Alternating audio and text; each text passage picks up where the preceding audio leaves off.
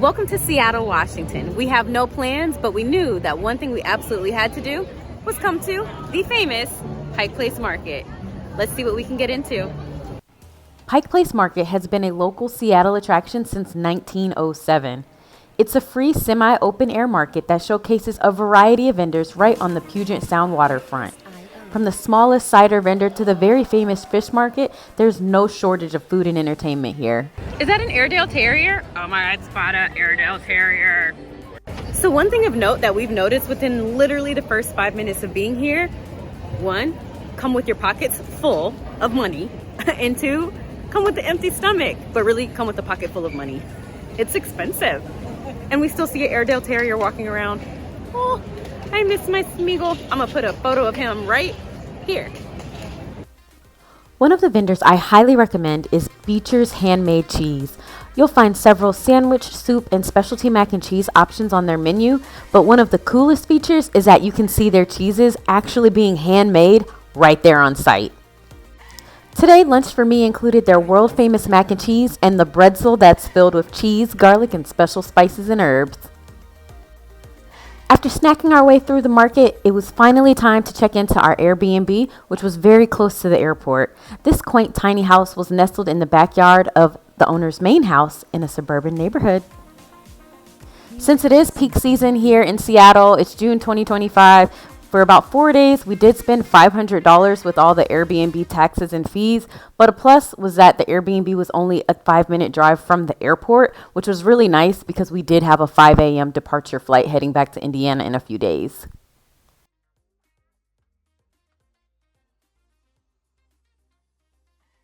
So there are 2 bedrooms in this Airbnb. I'm actually going upstairs now.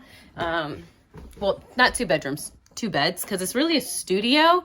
So here's bed number 1, and then bed number 2 is right there behind me.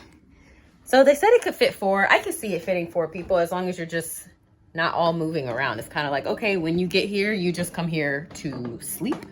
I can see that being the case. This is really cute though. So the one rule that they really did stress for us is we have to be barefoot. So no shoes allowed on the property, which is fine. We bring our own shoes, but they did provide us with kind of like little Adidas looking slip-ons.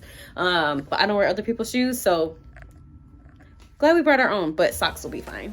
One of the coolest things that we've learned so far is that you don't have to necessarily drive your car downtown if you don't want to. You can just park at a train station. It seems like there's free parking. Hope there's free parking. We'll see if we get a ticket. And then just hop on the train. Just get an all-day pass and just hop on the train. It's 10 times cheaper. I have on a winter ear covers because it is actually really cold and we are about to get on a boat.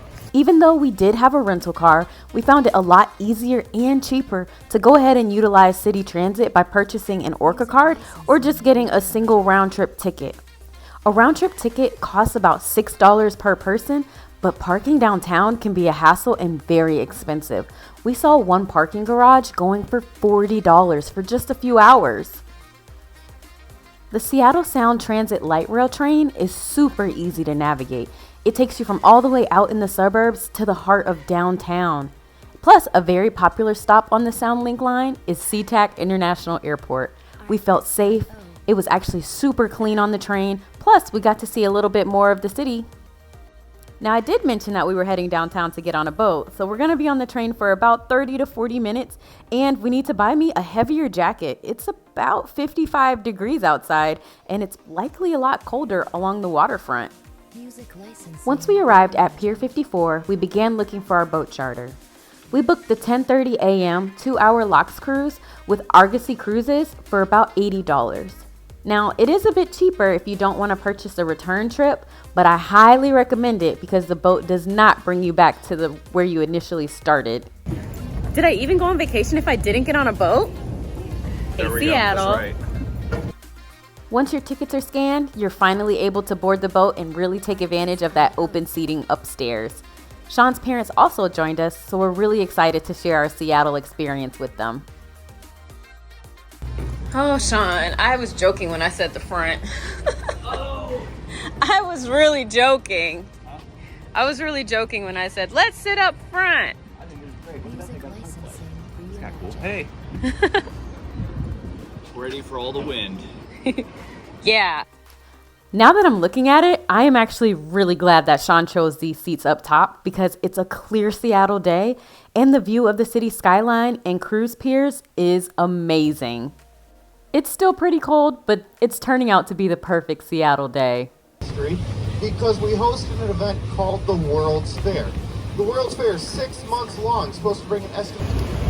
And when you're out here on the water, can't forget your snacks. I think today is June 15th and I'm freezing cold. Like, it's so cold in Seattle this week. It's not warm. It's not warm at all. It's very chilly.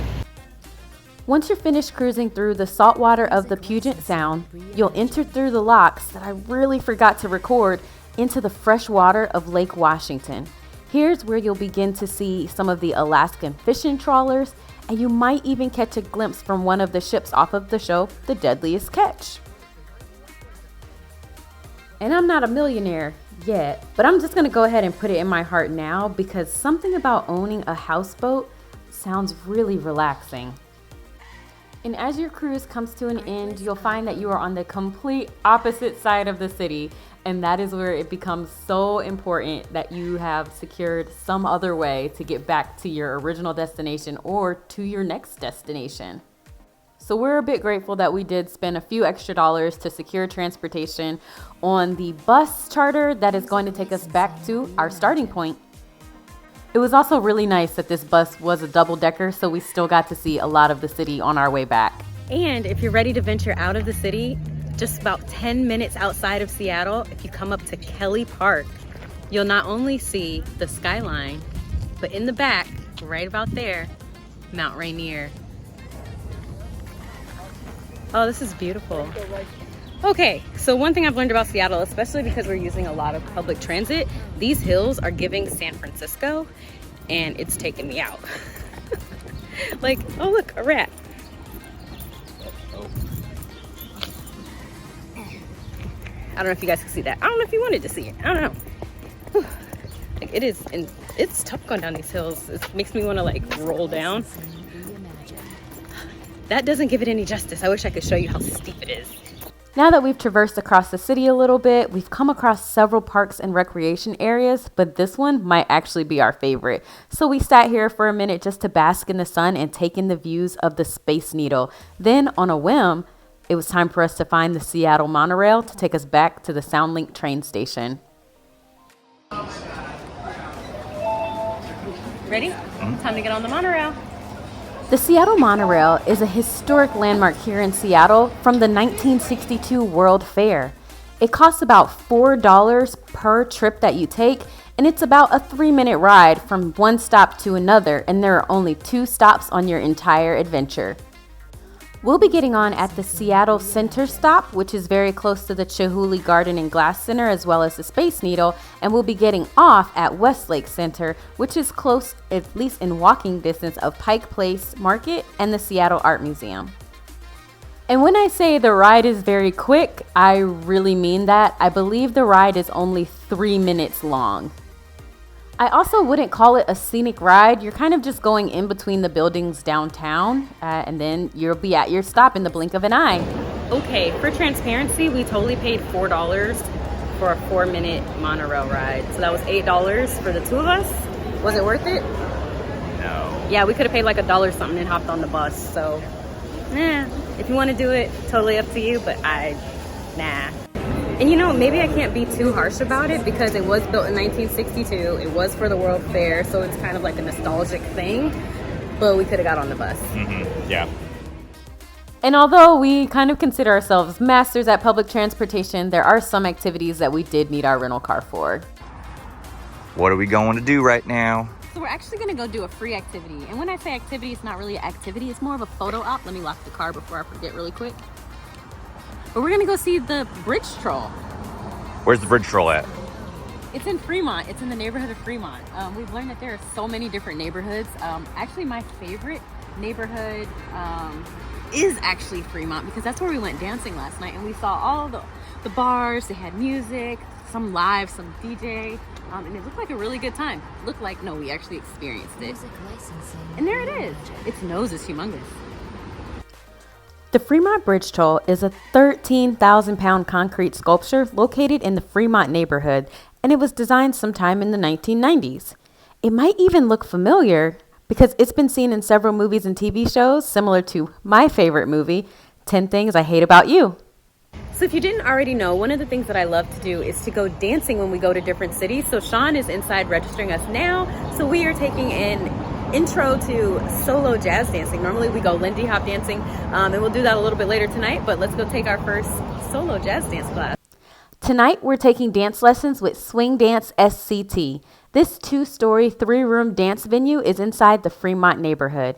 For $15, you get 1-hour dance lesson and entry to the Saturday night dance.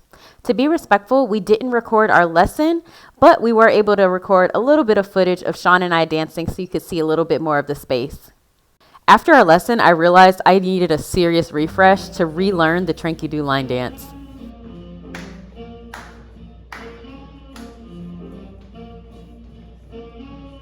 I think it's been over a year and a half or maybe even 2 years since I've done this dance.